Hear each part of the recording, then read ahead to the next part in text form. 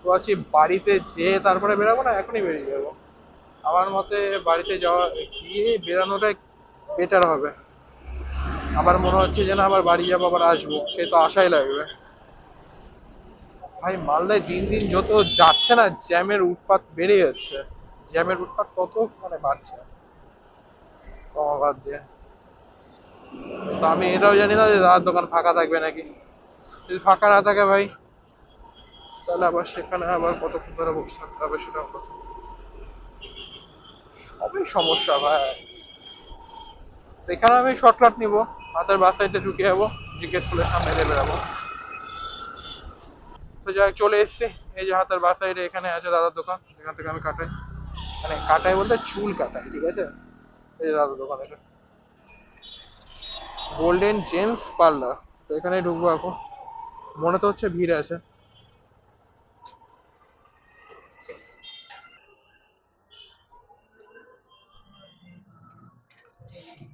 দাদা নেই? ভিড় আছে নাকি দাদা? দেরি হবে? কতক্ষণ লাগবে?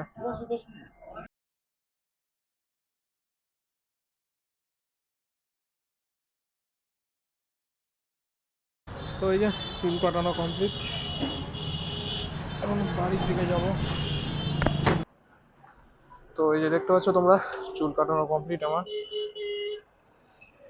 420 মোড় থেকে, সরি চৌরঙ্গি মোড় থেকে আসতে গেলে হাতের ডান সাইডে পড়বে দাদার সেলুন। আমি বলেছিলাম যে এই প্রবলেমটা সলভ হয়নি, ওদেরকে বারবার করে বলছিলাম যে গিয়ারে পড়ে থাকলে গাড়ি প্রবলেম হচ্ছে স্টার্ট করতে। এবার বললো যে না ক্লাচের প্রবলেম ছিল, ক্লাচ থেকে হালকা পুরো নাট লুজ হয়ে গেছিলো, তো টাইট করলে ঠিক হয়ে যাবে। তো ঠিক হয়নি, আমি এখনো ট্রাই করলাম বাট সেম প্রবলেম আছে। তো গাড়িটা সার্ভিসিংয়ে দিতে হবে, এমনি তো কিছু করার নাই আমার। আর রানিংও প্রচণ্ড হয়ে গেছে ভাই, প্রচণ্ড হারে রানিং হয়েছে গাড়ি। সেখান থেকে ডাইরেক্ট বাড়ি ঢুকবো ভাই। প্রচণ্ড ইরিটেট করছে, আমি চুল কাটার পরে না এই যে মানে ইরিটেশনগুলো আমার করতে থাকে যতক্ষণ স্নান না করবো। তো আমি ওই জন্য চুল কাটার পরে ডাইরেক্ট বাড়ি ঢুকি, দিয়ে স্নান করবো, দিয়ে তারপরে অন্য কোথাও বেরাবো। তো আজকাল সেরকম এবেলা কোনো কাজ নাই, এবেলা সেরকম আর কোনো কাজ নেই। ডাইরেক্ট বাইরে ঢুকে খাওয়া দাওয়া করবো, রেস্ট নিবো, কারণ কাজ হয়নি এবেলা আমার। ওই যে বললাম না, য টাকা ইনকাম করে নিয়ে তার থেকে বেশি টাকা আছে খরচা হয়ে গেছে আমার।